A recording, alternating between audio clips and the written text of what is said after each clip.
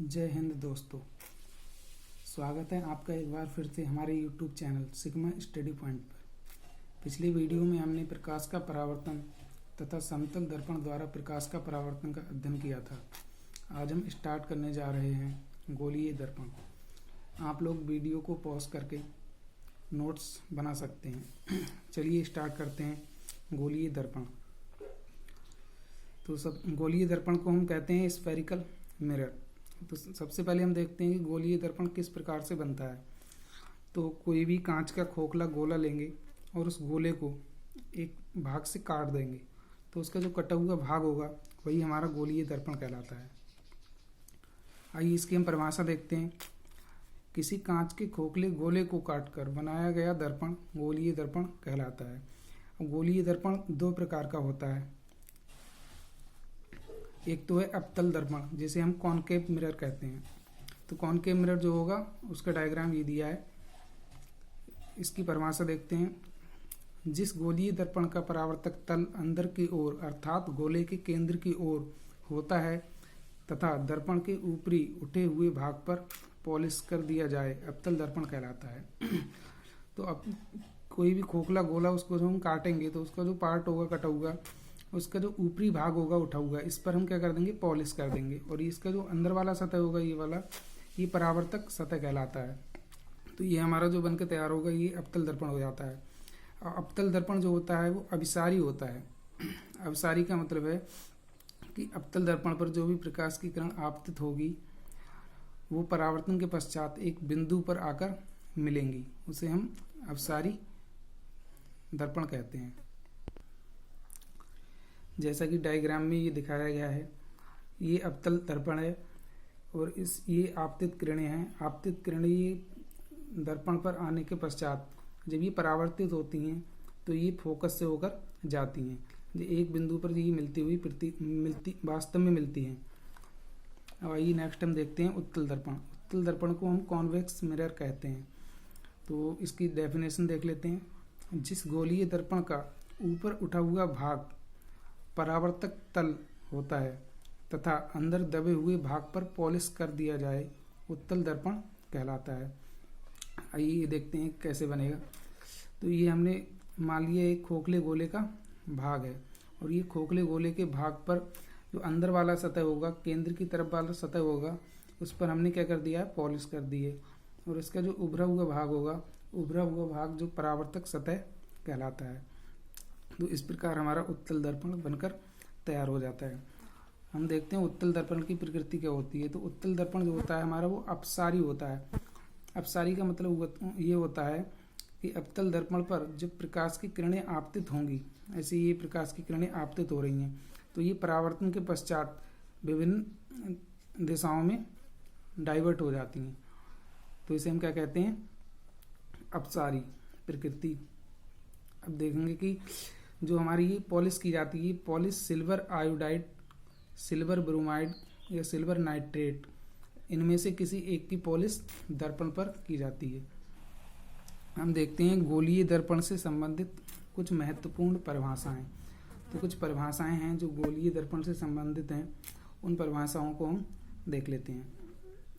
सबसे पहले हम ये डायग्राम देखते हैं। ये हमारा कोई गोलीय दर्पण है जो कि खोखले गोले को काटकर बनाया गया है, जिसका द्वारक M1 और M2 है। और इस जो ये द्वारक है, इस द्वारक का जो मध्य बिंदु होगा उसको हम कहते हैं पोल। और जिस गोलीय दर्पण से ये काटकर बनाया जाता है, जिस खोखले गोले से ये काटकर बनाया जाता है, उस खोखले गोले के केंद्र को वक्रता केंद्र कहते हैं। और वक्रता केंद्र और पोल के जो आधी दूरी होती है उसे हम फोकस कहते हैं। और वक्रता केंद्र से पोल तक की दूरी को हम वक्रता त्रिज्या कहते हैं। आइए इसकी परिभाषाओं को हम देखते हैं। सबसे पहली परिभाषा है हमारी ध्रुव की। तो ध्रुव किसे कहते हैं, इसे पोल कहते हैं इंग्लिश में। दर्पण के मध्य बिंदु को ध्रुव कहते हैं। तो दर्पण जो होगा, दर्पण का जो मध्य बिंदु होगा उसी को हम ध्रुव कहते हैं और इसे P से प्रदर्शित करते हैं। आइए हम देखते हैं वक्रता केंद्र, इसे हम सेंटर ऑफ कर्वेचर कहते हैं। तो इसकी परिभाषा हो जाएगी, गोलीय दर्पण जिस कांच के खोखले गोले को काटकर बनाया जाता है उस खोखले गोले के केंद्र को वक्रता केंद्र कहते हैं, इसे सी से प्रदर्शित करते हैं। आइए हम देखते हैं मुख्य अक्ष, जिसे प्रिंसिपल एक्सिस बोलते हैं। तो ध्रुव P तथा वक्रता केंद्र C से होकर जाने वाली रेखा को मुख्य अक्ष कहते हैं, इसे P से प्रदर्शित करते हैं। अब हम देखते हैं कि वक्रता त्रिज्या, जिसे हम रेडियस ऑफ कर्वेचर बोलते हैं।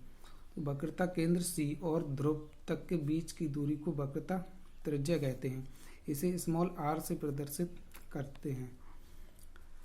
फोकस, तो मुख्य अक्ष के समांतर चलने वाली प्रकाश की किरणें दर्पण से परावर्तन के बाद मुख्य अक्ष के जिस बिंदु पर मिलती हैं या मिलती हुई प्रतीत होती हैं, फोकस कहलाता है। तो परावर्तन के पश्चात जो अवतल दर्पण होगा, तो अवतल दर्पण से जब परावर्तन होगा तो उसके बाद में जो किरणें होंगी वो वास्तव में मिलेंगी, और उत्तल दर्पण जो होगा, उत्तल दर्पण से जब परावर्तन होगा तो जो परावर्तित किरणें होंगी वो मिलती हुई प्रतीत होंगी, वास्तव में नहीं मिलेंगी। हम देखते हैं फोकस दूरी, फोकल लेंथ।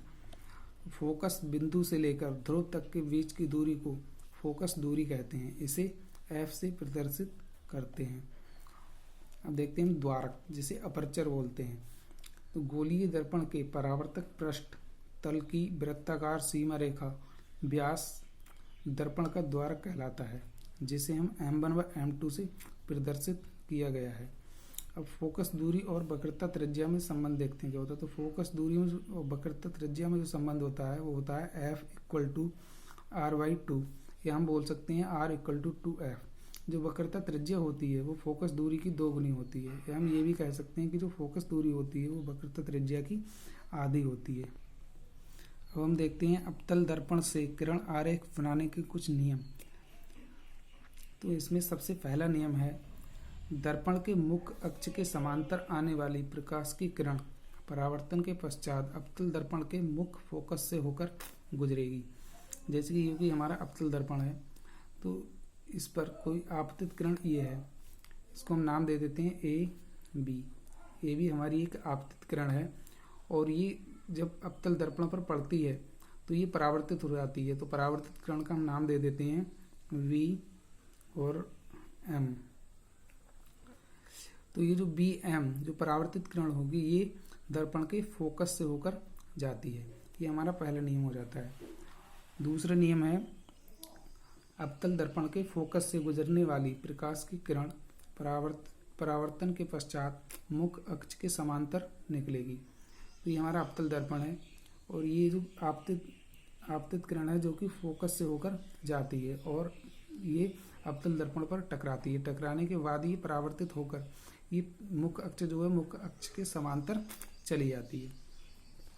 तीसरा हमारा नियम है, अवतल दर्पण के वक्रता केंद्र से गुजरने वाली प्रकाश की किरण परावर्तन के पश्चात उसी दिशा में वापस परावर्तित हो जाती है। आइए इसे भी हम समझते हैं।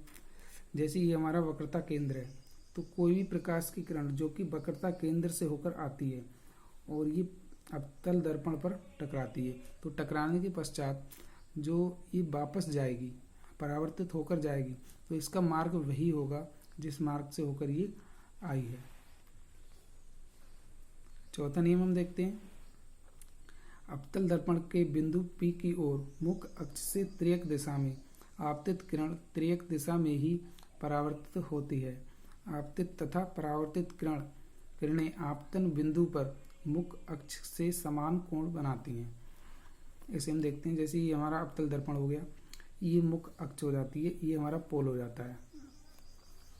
तो ये जो एक आपतित किरण है, ये आपतित किरण पोल की तरफ आती है और पोल पर टकराती है। टकराने के बाद ये जब परावर्तित हो जाती है तो ये जो मुख्य अक्ष और आपतित किरण ये जो एंगल बनाएगी उतना ही एंगल परावर्तित किरण और मुख्य अक्ष के साथ बनेगा। ये जो आपतन कोण है, ये वाला कोण, इसको हम बोलते हैं आपतन कोण।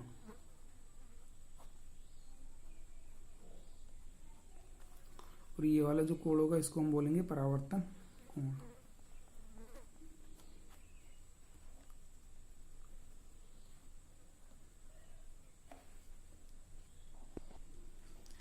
देखते हैं अवतल दर्पण द्वारा प्रतिबिंब का बनना। किस प्रकार से अवतल दर्पण के द्वारा प्रतिबिंब बनता है। तो सबसे पहले हम देखते हैं ये जो प्रतिबिंब बनने की कंडीशन होती है, ये 6 कंडीशन होती हैं। वस्तु की जो दूरी होती है, दूरी के हिसाब से 6 कंडीशन होती हैं जिससे हम इमेज को बना सकते हैं। तो सबसे पहली कंडीशन है जब वस्तु अनंत पर हो। तो जब वस्तु अनंत पर होगी तो हम देखते हैं उसका प्रतिबिंब कहाँ बनेगा, कैसे बनेगा। तो मान लिए ये हमारा क्या है, अवतल दर्पण है और जो वस्तु है वो अनंत पर रखी है। तो अनंत से जो वस्तु रखी है, वस्तु से जो प्रकाश की किरण आ रही है, तो प्रकाश की किरण ये जो आपतित होती है, तो पहली किरण जो आपतित होगी वो यहाँ से टकराकर फोकस से होकर निकल जाएगी। दूसरी किरण जो आपतित होगी तो वो यहाँ से टकराकर ये भी फोकस से होकर निकल जाएगी। तो ये दोनों किरणें, परावर्तित किरणें जहाँ पर मिलेंगी एक दूसरे से, वही हमारा जो होगा प्रतिबिंब बनेगा। तो ये दोनों किरणें हम देखते हैं कि ये फोकस पर एक दूसरे को प्रच्छेद करती हैं, फोकस पर एक दूसरे को काटती हैं। तो यही हमारा जो होगा वस्तु का प्रतिबिंब बन जाएगा। तो आइए हम देखते हैं कि प्रतिबिंब की जो प्रॉपर्टी होंगी, क्या क्या प्रॉपर्टी हो सकती हैं। तो प्रतिबिंब जो होगा वो फोकस पर बनेगा, अत्यधिक छोटा बनेगा, इतना छोटा होगा कि बिंदु साइज का होगा। तो वास्तविक होगा तथा उल्टा होगा, जिसे हम रियल और एंड इन्वर्टेड बोलते हैं। तो ये वास्तविक क्या होता है, ये हम पिछली वीडियो में जान चुके हैं, फिर भी एक बार बता देते हैं कि जब परावर्तित किरणें वास्तव में मिलती हैं तो प्रतिबिंब जो होता है वो वास्तविक प्रतिबिंब बनता है। वास्तविक प्रतिबिंब सदैव उल्टा ही बनेगा। अब दूसरी कंडीशन हम देखते हैं, जब वस्तु वक्रता केंद्र और अनंत के बीच में हो। तो आइए, अब वस्तु को हमने, ये वक्रता केंद्र है और ये इधर अनंत है, तो वक्रता केंद्र और अनंत के बीच में रख दिया है। तो वस्तु से जो ये प्रकाश की किरण जाएगी, प्रकाश की किरण परावर्तित होकर फोकस से होकर निकल जाएगी। दूसरी किरण हमने जो आपतित की है वो फोकस से होकर जाती है और ये मुख्य अक्ष के समांतर होकर इस दिशा में निकल जाती है। तो ये दोनों परावर्तित किरणें एक दूसरे को इस पॉइंट पर काटेंगी। तो इस पॉइंट पर ही वस्तु का प्रतिबिंब बनेगा। वस्तु है हमारी ए बी, तो इसका प्रतिबिंब बनेगा बी डैश ए डैश, जो कि कहाँ पर है, ये फोकस और वक्रता केंद्र के बीच में है। आइए हम इसकी प्रॉपर्टी देख लेते हैं कि इमेज की क्या क्या प्रॉपर्टी होंगी। तो पहला है प्रतिबिंब जो होगा वो फोकस तथा वक्रता केंद्र के बीच में बनेगा और ये वस्तु से छोटा होगा, वास्तविक होगा तथा उल्टा होगा। जैसा कि हमें चित्र में भी दिख रहा है कि जो वस्तु है हमारी, वस्तु की लंबाई से प्रतिबिंब की लंबाई कम है। हम थर्ड कंडीशन देखते हैं, जब वस्तु वक्रता केंद्र पर हो। तो वस्तु जब वक्रता केंद्र पर होगी तो हमारा प्रतिबिंब कहाँ बनेगा। अब हमने वस्तु को वक्रता केंद्र पर रख दिया है, तो वक्रता केंद्र पर जो रखी है वस्तु, उससे जो आपतित किरण है वो आपतित किरण परावर्तित होकर फोकस से होकर निकल जाएगी। दूसरी जो किरण होगी वो आपतित होगी, वो फोकस से होकर जाएगी और परावर्तन के पश्चात मुख्य अक्ष के समांतर सीधी रेखा में निकल जाएगी और ये जो होंगी एक दूसरे को ए डैश पर काटेंगी। तो यही हमारा वस्तु का प्रतिबिंब बन जाएगा वी डैश ए डैश। अब इस प्रतिबिंब की जो प्रॉपर्टीज होंगी वो क्या है, प्रतिबिंब सी पर बनेगा, यानी कि प्रतिबिंब जो होगा वो वक्रता केंद्र पर ही बनेगा, वस्तु के समान आकार का बनेगा। जितनी बड़ी वस्तु होगी उतना ही बड़ा हमारा प्रतिबिंब बनेगा और प्रतिबिंब जो है वो वास्तविक होगा तथा उल्टा होगा। जैसा कि चित्र में भी हमें दिख रहा है, जो ए बी वस्तु है उसका प्रतिबिंब बी डैश ए डैश बना है, जो कि उल्टा है। अब चौथी कंडीशन हम देखते हैं, जब वस्तु वक्रता केंद्र और फोकस के बीच में हो। तो आइए हम वस्तु को वक्रता केंद्र और फोकस के बीच में रखते हैं। ए भी हमारी वस्तु है जो वक्रता केंद्र और फोकस के बीच में रखी हुई है। अब जो पहली किरण है वो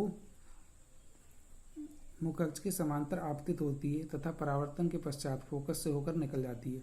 दूसरी जो किरण है वो फोकस से होकर जाती है और परावर्तन के पश्चात मुख्य अक्ष के समांतर सीधी रेखा में निकल जाती है। तो ये दोनों परावर्तित किरणें एक दूसरे को ए डैश पर काटती हैं। तो ये हमारा बी डैश ए डैश वस्तु का प्रतिबिंब बन जाता है। तो प्रतिबिंब की प्रॉपर्टी देखते हैं क्या क्या होंगी। प्रतिबिंब जो होगा सी के पीछे बनेगा, यानी कि वक्रता केंद्र के पीछे बनेगा, वस्तु से बड़ा होगा और ये प्रतिबिंब का जो आकार है वो वस्तु के आकार से प्रतिबिंब का आकार बड़ा है। वास्तविक होगा तथा उल्टा होगा। जो प्रतिबिंब बनेगा वो वास्तविक और उल्टा बनेगा। ये 5वीं कंडीशन हम देखते हैं। जब वस्तु फोकस पर हो, तो वस्तु को हम फोकस पर रखते हैं, तो ये वस्तु हमारी फोकस पर रखी हुई है। तो ये जो पहली किरण है, वो पहली किरण हम सपोज करते हैं कि ये वक्रता केंद्र की ओर से आ रही है और ये दर्पण पर आपतित होती है। तो ये वक्रता केंद्र की तरफ से आने वाली प्रकाश की किरण उसी मार्ग में वापस लौट जाएगी। तो ये परावर्तन के बाद इसी मार्ग से वापस लौट जाती है। दूसरी जो किरण होगी वो मुख्य अक्ष के समांतर जाती है और दर्पण से टकराकर परावर्तन के पश्चात फोकस से होकर निकल जाती है और ये इसके पैरेलल होकर निकल जाती है। तो जो प्रतिबिंब बनेगा, तो ये चूंकि ये किरणें जो हैं, परावर्तित किरणें, ये आपस में एक दूसरे को कहीं नहीं काटती, तो हम ऐसा मान लेते हैं कि ये दोनों किरणें जो हैं वो अनंत पर एक दूसरे को कहीं ना कहीं काट देंगी। तो जो हमारा प्रतिबिंब होगा वो अनंत पर ही बनेगा। तो प्रतिबिंब की हम प्रॉपर्टी देख लेते हैं। तो प्रतिबिंब अनंत पर बनेगा, अत्यधिक बड़ा होगा, वास्तविक तथा उल्टा होगा। अब हम छठी और लास्ट कंडीशन देखते हैं। जब वस्तु ध्रुव तथा फोकस के बीच हो। अब हम वस्तु को ध्रुव तथा फोकस के बीच में रख देते हैं। तो ये हमारा ध्रुव है, ये फोकस है ये। तो ये फोकस और ध्रुव के बीच में रखी हुई वस्तु है। तो इससे कोई भी किरण आ रही है, हम मानते हैं कि जो किरण हमारी आने वाली है वो फोकस की तरफ से आ रही है और ये फोकस से जो किरण आती है वो आपतित किरण परावर्तन के पश्चात मुख्य अक्ष के समांतर हो जाती है। तो ये परावर्तन के पश्चात मुख्य अक्ष के समांतर हो गई है। अब हम देखते हैं दूसरी किरण जो हमारी है वो वक्रता केंद्र की ओर से आ रही है। वक्रता केंद्र की ओर से आने वाली जो किरण होगी वो हमारी उसी मार्ग पर वापस लौट जाएगी। तो ये किरणें इस साइड में तो कहीं एक दूसरे को काटेंगी नहीं, तो हम इन किरणों को पीछे डॉटेड लाइन के द्वारा बढ़ा देते हैं। तो ये पीछे बढ़ाने पर एक दूसरे को A' पर काटती हैं। अब ये जो वस्तु का प्रतिबिंब होगा वो A' और B' बन जाएगा। तो ये हम प्रॉपर्टी देखते हैं क्या क्या प्रॉपर्टी होती है। तो पहले ये प्रतिबिंब दर्पण के पीछे बनेगा, जो कि हम देख रहे हैं कि जो प्रतिबिंब बना है वो हमारा दर्पण के पीछे बना है। और वस्तु से बड़ा बनेगा। जो प्रतिबिंब हमारा है, प्रतिबिंब की जो लंबाई है वो वस्तु की लंबाई से ज़्यादा है।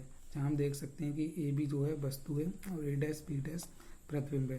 तो प्रतिबिंब की जो लंबाई है वो वस्तु की लंबाई से बड़ी है।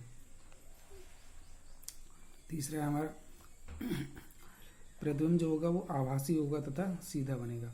आभासी क्यों बनेगा? क्योंकि ये किरणें वास्तव में कहीं नहीं मिली हैं, ये पीछे बढ़ाने पर एक दूसरे से मिलती हुई प्रतीत होती हैं, इसलिए जो हमारा प्रतिबिंब बनेगा वो आभासी और सीधा बनेगा। हम देखते हैं अवतल दर्पण के उपयोग। तो अवतल दर्पण के क्या क्या उपयोग हो सकते हैं।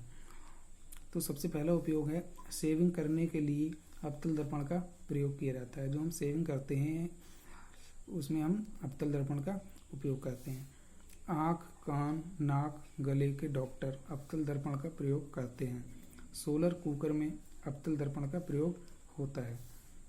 टेबल लैंप में अवतल दर्पण का प्रयोग होता है। वाहनों की हेडलाइट में अवतल दर्पण का प्रयोग होता है।